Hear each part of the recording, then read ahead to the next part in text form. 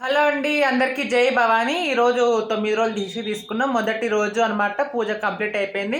నాలో ఉన్నంతలో అమ్మవారికి అయితే కింద చక్కెర పొంగలి చేసి పెట్టాను. చూస్తారు కదా, అమ్మవారిని ఎంత చక్కగా అలంకరించుకొని పూజ చేసుకున్నాను ఫస్ట్ రోజు కాబట్టి. చాలామంది 5-6 రకాల పులిహోర, గారు, బూర్లు అన్నీ చేసి పెడతారు కదా. మాధురి, నువ్వేంటి భవానీ అంటే, ఏమండి అమ్మ నా బిడ్డలు ఎన్ని రకాలు వంటలు చేశారని చూడదు. నా బిడ్డలు ప్రేమతో ఏం తెచ్చారు అమ్మా అని పిలిచగానే అమ్మ స్వీకరిస్తుందండి.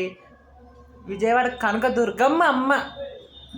అమ్మ ఏమైనా పూజలో ఏదైనా పొరపాటు చేసింటే నన్ను క్షమించి తల్లి, అందరూ చల్లగా ఉండాలని దీవించమ్మా, అలాగే నేను కూడా బాగుండాలని దీవించమ్మా.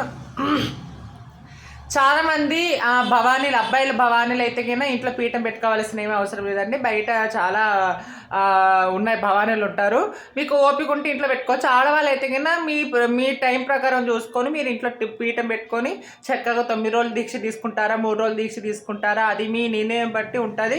చక్కగా అమ్మవారిని ప్రతిరోజు 2 పూట్ల స్నానం చేయాలి. నియమ నిష్టలతో ఉండి అమ్మవారికి నైవేద్యం లేకపోయినా ఇంత బెల్లం ముక్క పెట్టి అమ్మ ఇదిగమ్మ ఉన్నంత స్థాయిలో పెట్టనమ్మా, అమ్మవారిని ముక్కొని మీరు మంచిగా పూజ చేస్తే అమ్మవారికి తప్పకుండా మీ కోరికలు తీరుస్తుంది. అందరూ బాగుండాలి, అందులో నేను ఉండాలి. జై దుర్గా భవానీకి జై.